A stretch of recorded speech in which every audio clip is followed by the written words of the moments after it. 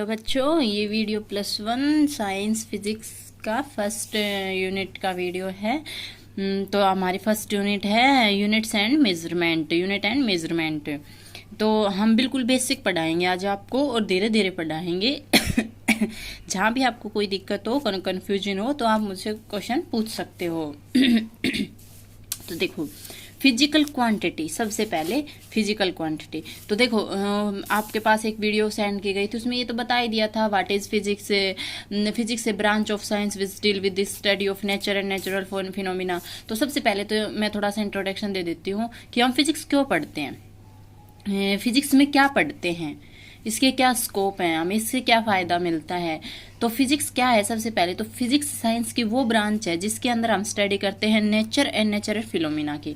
जैसे कि हमारे आसपास क्या हो रहा है, प्रकृति में क्या हो रहा है, हम चलते हैं तो किस वजह से चलते हैं, कौन सी फोर्स लगती है, धक्का मारते हैं तो क्या होता है, ठीक है, सन निकलता है, सुबह शाम को छिप जाता है, सब कुछ नेचर में जो कुछ भी घट रहा है, जो कुछ भी हैपन हो रहा है, उस सब के बारे में फिजिक्स हमें ये बताता है। इसके स्कोप क्या है? तो बेटा इतना तो आपको पता ही है कि फिजिक्स में इतने डेवलपमेंट हो चुके हैं कि सबसे पहले कंप्यूटर आया था, छोटा सा। सबसे पहले अमेरिका ने कंप्यूटर बनाया था। वो कंप्यूटर, उस कंप्यूटर का साइज एक अलमीरा के जितना बड़ा था और उसकी स्टोरेज थी 1 MB, मिलियन बाइट, इतनी 1 MB। देखो 1 MB, और हमारे फ़ोन की स्टोरेज अब कितनी है? 3264 GB, जिसे 1 GB में 1000 MB होती हैं। तो ये सब किसकी वजह से हुआ है? फिजिक्स में डेवलपमेंट हुआ, साइंस ने डेवलपमेंट किया, और उस वजह से। और दूसरा, मेडिकल साइंस में इसके कितने वो है, जैसे कि कोई अगर अल्ट्रासाउंड के लिए मशीन बनाते हैं तो उसमें भी एक्सरे, गामा रे, ये सारी रेज होती हैं जो कि फिजिक्स की स्टडी के बिना संभव नहीं होता। और ऐसे बहुत से एक्सपेरिमेंट होते हैं। तो सबसे पहले आती है फिजिकल क्वांटिटी। फिजिकल क्वांटिटी क्या होती है? जिसे नापा जा सके। फिजिकल क्वांटिटी वो होती है जिसको मेजर किया जा सके। एक कैरेक्टरिस्टिक या फिर property which can be measured, कोई भी गुण हो सकता है या फिर उसकी प्रॉपर्टी हो जिसको हम मेजर कर सकते हैं। And which follow law of physics, और जो फिजिक्स के लॉ को फॉलो करती हो उसको फिजिकल क्वांटिटी कहती है। जैसे कि मास और लेंथ। देखो, मास है, मास को छोड़ो, आप लेंथ के लिए समझो। लेंथ है एक बोर्ड, ये बोर्ड आपको कोई लेंथ दे दी, जैसे कि एक स्केल दे दिया और आपसे पूछा इसकी लेंथ बताओ, तो आप उसको मेजर करके बता सकते हो ना, ये 2 मीटर का है, 2 सेंटीमीटर का है, 15 सेंटीमीटर का है, कितने मीटर का है। उसी तरीके से अगर आपको वो स्केल दे दिया और आपसे पूछ लिया इसका मास बताओ, इसके अंदर मास कितना है, तो उसको भी मेजर करके आप बता सकते हो। तो वो कैरेक्टरिस्टिक मेजरेबल है ना, तो वो एक फिजिकल क्वांटिटी कि उसको हम मेजर कर सकते हैं। और दूसरा, वो कौन सी क्वांटिटी है जिसको मेजर नहीं कर सकते? जैसे कि आज मैं बहुत दुखी हूँ, आई एम वेरी सैड। अब सैड, जो ये दुखी हो गया, क्या ये फिजिकल क्वांटिटी है? नहीं, हम इस चीज़ को मेजर नहीं कर सकते कि वो आदमी कितना दुखी है, और ना ये फिजिक्स की किसी लॉ को फॉलो कर रही है, तो ये फिजिकल क्वांटिटी नहीं है।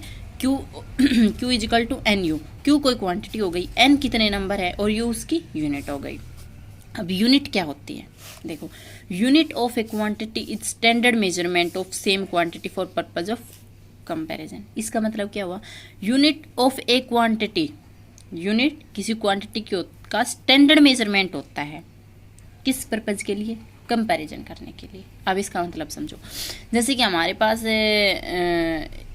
वही ले लो, हमारे पास एक स्केल है और उसकी लेंथ 5 मीटर है, तो हम क्या बोलेंगे? उसकी लेंथ कितनी है?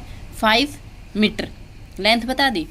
अगर हम मीटर नहीं लगाते और हम क्या लिख देते, इसकी लेंथ 5 है, और हम अपना डाटा अपने पास रख लेते, और फिर क्या पूछते, अब इसका वेट बताओ, इसके अंदर कितना मास है, तो आप क्या उसको वेट करते, और उसका वेट मान लो आ जाता 50 ग्राम आ जाता।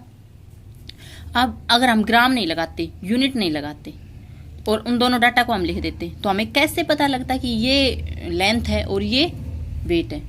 कैसे पता लगता? नहीं पता लगता ना। तो एक ही चीज का और एक ही स्केल का, ये 15 सेंटीमीटर लेंथ है या 50 ग्राम इसका वेट है, 50 ग्राम को हम लेंथ भी मान सकते हैं अगर हम ग्राम यूनिट नहीं लगाएंगे। तो यूनिट किस लिए लगाते हैं?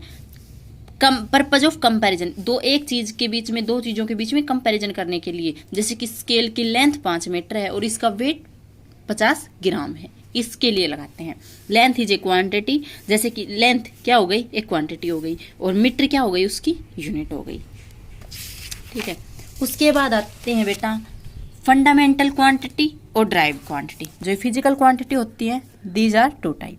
Number 1 fundamental quantity. तो फंडामेंटल क्वांटिटी वो होती हैं जिनको एक्सप्रेस नहीं कर सकते, जिनको नहीं बता सकते दूसरी टर्म में, दूसरी क्वांटिटी में। The quantity which can not be expressed in term of other quantity, जिनको अदर क्वांटिटी की टर्म में एक्सप्रेस्ड नहीं कर सकते। जैसे कि बेटा मास है, इस बॉडी का मास 2 kg है।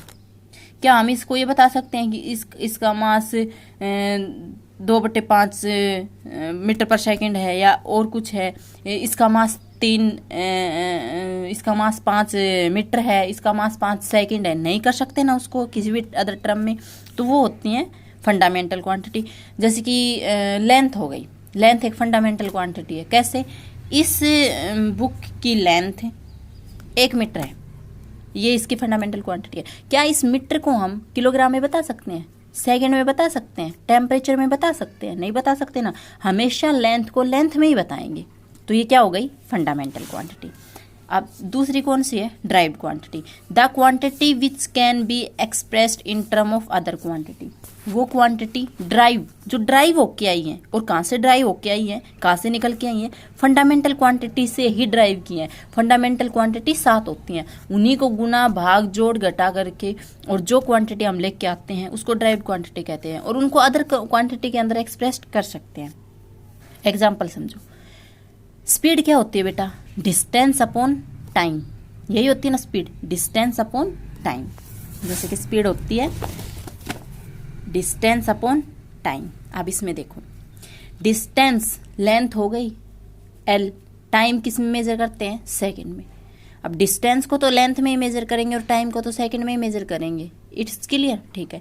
लेकिन जो स्पीड आई है वो किससे मिलके आई है? लेंथ एक फंडामेंटल क्वांटिटी थी, सेकंड टाइम एक फंडामेंटल क्वांटिटी थी, और इन दोनों फंडामेंटल क्वांटिटी को हमने डिवाइड कर दिया, और डिवाइड करने के बाद एक नई क्वांटिटी आ गई, और उस क्वांटिटी को क्या कहेंगे हम? Derived quantity. क्या कहेंगे? Derived quantity. तो वो होती है ड्राइव्ड क्वांटिटी जो फंडामेंटल क्वांटिटी से आती है। फंडामेंटल क्वांटिटी से ड्राइव कर सकते हैं, या फिर जिसको अदर टर्म में हम एक्सप्रेस कर सकते हैं। तो अब तक हमारे पास सिर्फ 7 ही फंडामेंटल क्वांटिटी थी। कितनी? 7। और जितनी भी क्वांटिटी है ना वो सारी ड्राइव है। इन्हीं 7 क्वांटिटी का गुना भाग जोड़ घटा करके, और जितनी भी है ना, प्रेशर, वॉल्यूम, एरिया, जो भी फोर्स, जितनी भी बच गई वर्क, सब कुछ जो भी बच गई 7 को छोड़ के, वो सारी इन 7 से ली हुई है, ड्राइव क्वांटिटी है। तो फिजिकल क्वांटिटी कौन सी होती है? मास। मास को तो बेटा किलोग्राम, इसकी यूनिट किलोग्राम होती है। मास को तो मास में ही मेजर कर सकते हैं। उसी तरह के दूसरी कौन सी है? लेंथ। लेंथ की यूनिट क्या होती है? SI unit. ये SI क्या होता है मैं आपको ये भी बताऊंगी। तो दूसरी कौन सी है? लेंथ। लेंथ को तो बेटा लेंथ में ही मेजर करेंगे और किसी में नहीं कर सकते। तीसरी टाइम। टाइम की यूनिट क्या होती है? सेकंड। अब देखो टाइम है, टाइम को हम ड्राइव क्वांटिटी नहीं बोल सकते ना, तो हम मास को लेंथ से गुणा करके, भाग करके, जोड़ करके, या फिर किसी अदर फंडामेंटल क्वांटिटी से मल्टी भाग करके, कुछ भी करके हम टाइम नहीं फाइंड आउट कर सकते। तो टाइम भी क्या हो गया? एक फंडामेंटल क्वांटिटी हो गई। टेम्परेचर, इस रूम का कितना टेम्परेचर है, ये फंडामेंटल क्वांटिटी है। क्या हम ये बता सकते हैं कि इस रूम का टेम्परेचर 5 मीटर पर सेकंड स्क्वायर है, या ऐसा कुछ है? नहीं बता सकते। या फिर 5 सेकंड है? नहीं बता सकते ना। तो टेम्परेचर भी एक फंडामेंटल क्वांटिटी हो गई। फिर इलेक्ट्रिक करंट, जिसकी यूनिट होती है एम्पेयर। लुमिनस इंटेंसिटी, जिसकी यूनिट होती है कैंडला। और क्वांटिटी ऑफ मैटर, जिसकी यूनिट होती है मोल। अब ये सब क्या होते हैं? ये नेक्स्ट यूनिट में आपको एक्सप्लेन कर दूंगी, लेकिन ये 7 फंडामेंटल क्वांटिटी थी। उसके बाद 2 क्वांटिटी ऐसी आई जिनको हम इन 7 क्वांटिटी का गुणा भाग करके भी ड्राइव नहीं कर सकते थे, और वो कौन सी हुई? Supplementary quantity. ये सप्लीमेंट्री यूनिट इसलिए थी, क्वांटिटी इसलिए थी, फंडामेंटल क्वांटिटी इसलिए थी क्योंकि ये बहुत लेट आई थी, और उनको हमें फंडामेंटल क्वांटिटी में रखना चाहते थे, लेकिन हम तो पहले ही डाटा बना चुके थे कि हमारे पास तो 7 फंडामेंटल क्वांटिटी है, इसलिए हमने उन दोनों का नाम क्या रख दिया? Supplementary quantity. और वो क्या थी? प्लेन एंगल और सॉलिड एंगल। अब देखो इन 2 लाइन के बीच में ये कुछ एंगल है, कितने डिग्री एंगल है? ये तो डिग्री में ही बताएंगे ना, रेडियन में, डिग्री में, रेडियन और सेट रेडियन में। अब हम ये नहीं बता सकते ना कि इनमें से 7 फंडामेंटल क्वांटिटी का गुना भाग करके हम उसको एक्सप्लेन नहीं कर पा रहे थे, तो ये भी कौन सी हो गई? फंडामेंटल क्वांटिटी हो गई। ठीक है, ओके बेटा। इतने में से जो भी आपको अगर समझ में नहीं आया हो तो आप मुझसे दोबारा पूछ सकते हो। Thank you.